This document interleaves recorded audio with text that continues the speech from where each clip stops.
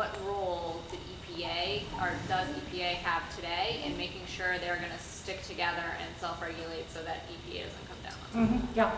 EPA is a member of our policy board, but they also attend consortium meetings, and we ask for their concurrence at every step of the way in terms of developing, the science behind some of this.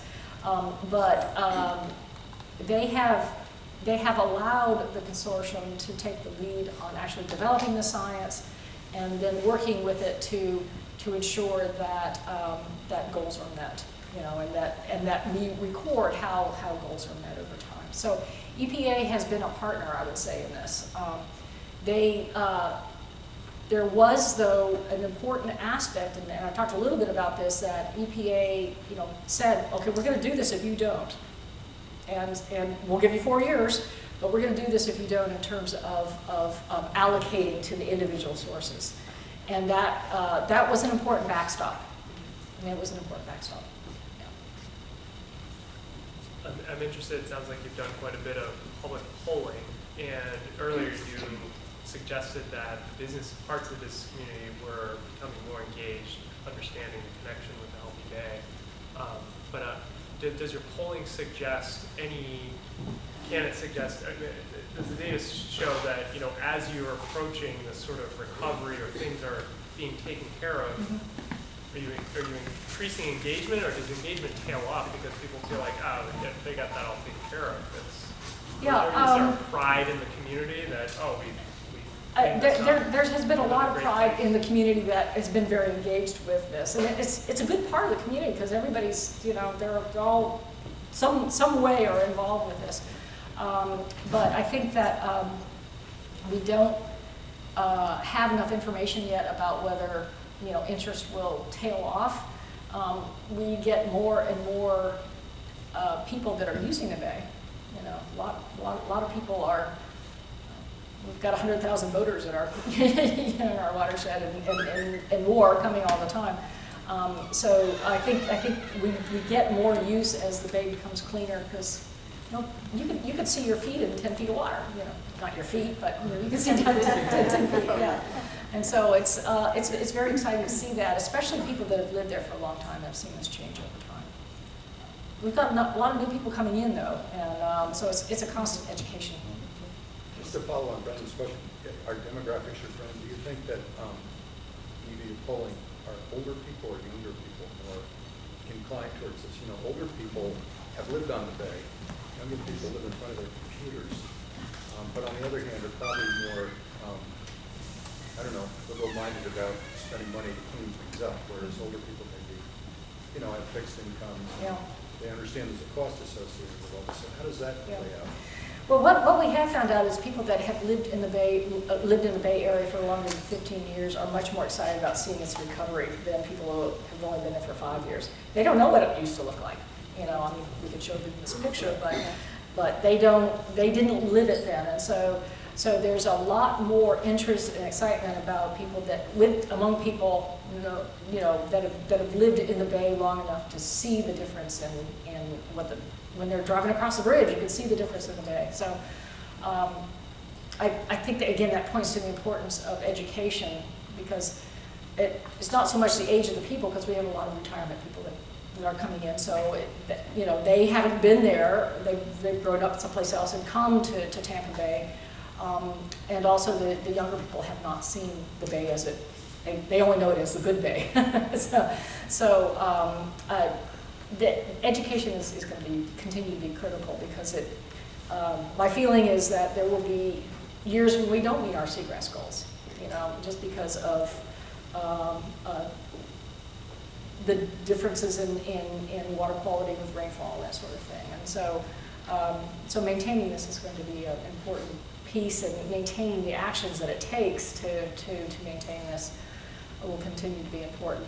Our local counties and cities, I think, are solid, but citizens are, with the turnover and people that come to the Bay and live in the Bay, probably, 20% of the population turns over in a year, or 2 years. So it's a constant education piece. question about political will and willingness to pay. So we still have the lift that Tampa Bay did in the early 80s. We still have 65% of our population not on advanced wastewater treatment. So there's a huge capital cost lift that we have in front of us. We're going to have to do it without federal Clean Water Act money. So it's a completely different world. We mostly run into not a problem in lack of science or technology or legal structure or anything else. We just run into lack of financing. So what does a typical person in Tampa Bay area pay for their sewer service? And what do you sense of, have you done any willingness to pay studies? Do you have a sense for what a typical Floridian is willing to pay for clean Tampa Bay? We have, and I don't know the numbers off the top of my head. In terms of payment, it really varies over different jurisdictions, but it's typically probably $100 a year or so for wastewater, for stormwater. For stormwater, and then there's also a wastewater fee depending on how much you discharge to the system, or use. You know, they gauge how much water you're using, and it's a certain percentage of the water use that you have for that. So it varies between the groups, but I think it really does take a combination of agreement that yes, we want our bay in our area to be better. Probably a regulatory backstop. You know, I mean, that certainly was a big part of what happened here. But then allowing the entities that are going to be paying for whatever happens to have a say in how that happens has been real important for us. You know, to have the local government say, okay, you know, I know what I can do this and this, and it may not be the same thing as the one next door. You've obviously had success in having more treatment plants in your area. We here don't have very many, and when people start to talk about them, all they can talk about is how much they're going to cost. Fallons, as an example, has a treatment plant. Okay, it only treats 4% of the population. How did you get these new treatment plants in line? In our case, it was because of the size of the population around the bay itself. You know, I mean, it's very densely populated. Pinellas County, which is on the western part of Tampa Bay, is the most highly densely populated county in the state of Florida. So there are a lot of people there, and everybody can't be on septic systems, or nor do they want to be. But there's also a lot of people that pay to split the cost up. So I think it's in smaller communities. I think it's more difficult because you can't spread the cost around between a lot of people that are using the water and using the wastewater treatment system. So yeah, that's a difficult thing. Yeah. You know, some of our counties and cities, some of the smaller ones that are away from the bay a little ways, have combined their efforts into one centralized plant. So that there may be 2 or 3 or 4 different small communities that have combined their efforts and have been able to manage a reasonable amount of time to pay off the cost of the treatment plant over time. And they're also required to do so through permits, which, you know, the NPDES permits that many of your counties and cities probably have, or municipalities and cities have,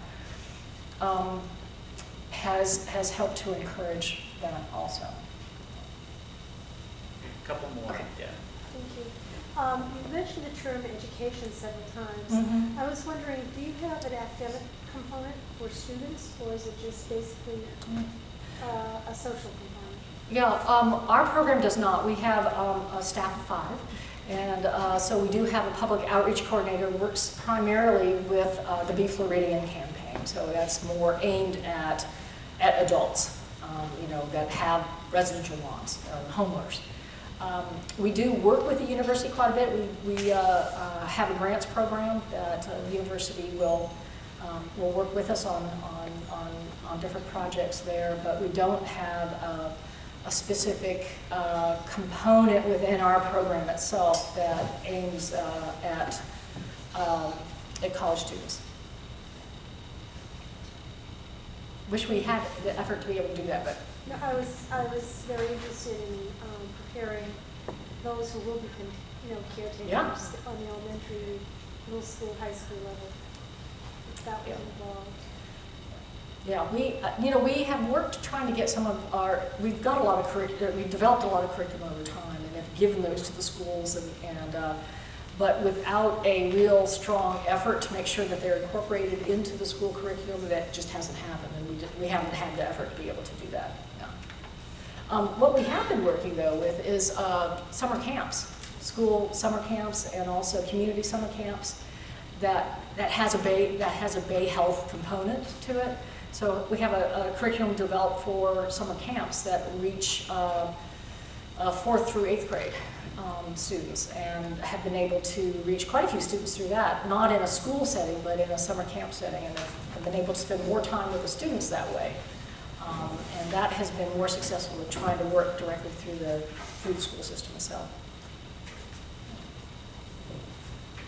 I'm wondering if you have enough people on septic systems in that area where one of your issues might be where people have failed systems and they need to repair them, where there's new construction, where they're doing septic. Is there any active campaign there to put in innovative systems that are denitrifying, and are they coming up with boards that are issuing permits that are requiring that in new developments and also in repairs to old failed systems? There are some areas, especially some of our drinking water is surface water reservoirs. And so in the surface water reservoirs, there is an overlay district that is enacted by the county in our case, but it could be a municipality, that requires additional nitrogen and treatment for anybody with a septic system within that overlay district. And that is a regulatory element that requires additional treatment for septic systems, but it's for drinking water supply. Now, that also helps the bay because the reservoir does discharge to the bay, but it's not done for nutrient reduction per se for the bay, but for the drinking water, to protect the drinking water source. Private well drinking water, you mean? No, this would be for the reservoir. for the reservoir itself. So it's a watershed of the reservoir where some of our counties have been able to enact an overlay district that requires additional treatment from septic systems if people want to build there and have a septic system in a rural area. So that is the only area that we have sort of a regulatory element to it, and it is enacted by our local municipalities or counties for drinking water, which helps us too. So we're in support of that. So. Just as a follow-on, do you have you've been able to quantify what that means to the homeowner that is in that overlay area in terms of what they have, the additional investment they have to make for that system? I don't have that information, but our county probably would, so we could probably find that out, what that means. Yeah. One more, so we gotta get Holly on the road. Yeah. With the benefit of hindsight now, having looked back at this and worked with this, do you believe that the regulatory backdrop that made this possible and the collaboration between the counties and public and private sectors would have been possible without a crisis? I would like to say yes, but I don't know. I think that the crisis really did enact the citizens that started this whole thing. I think we would have been somewhat down the road from this, but I don't think we'd be here without that crisis. Yeah. Whatever. So you have Perfect ending for us. you have some pictures that.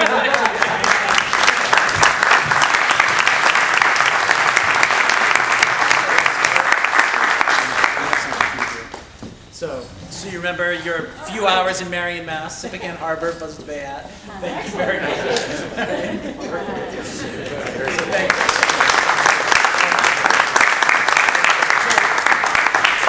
Holly literally is going to get in the car and immediately get to the airport.